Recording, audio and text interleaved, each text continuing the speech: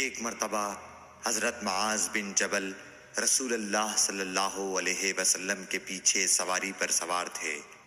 آپ نے فرمایا، اے معاذ، میں نے عرض کیا حاضر ہوں یا رسول اللہ۔ آپ صلی اللہ علیہ وسلم نے دوبارہ فرمایا، اے معاذ، میں نے عرض کیا حاضر ہوں اے اللہ کے رسول۔ آپ صلی اللہ علیہ وسلم نے سے بارہ فرمایا، اے معاذ، میں نے عرض کیا حاضر ہوں اے اللہ کے رسول۔ 3 بار ایسا ہوا۔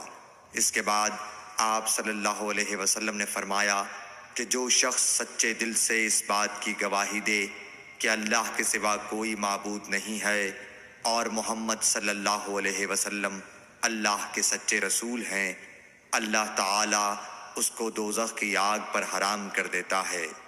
میں نے کہا، یا رسول اللہ، کیا اس بات سے لوگوں کو باخبر نہ کر دوں تاکہ وہ خوش ہو جائیں؟ آپ صلی اللہ علیہ وسلم نے فرمایا، اگر تم یہ خبر سناؤ گے تو لوگ اس پر بھروسہ کر بیٹھیں گے اور عمل چھوڑ دیں گے۔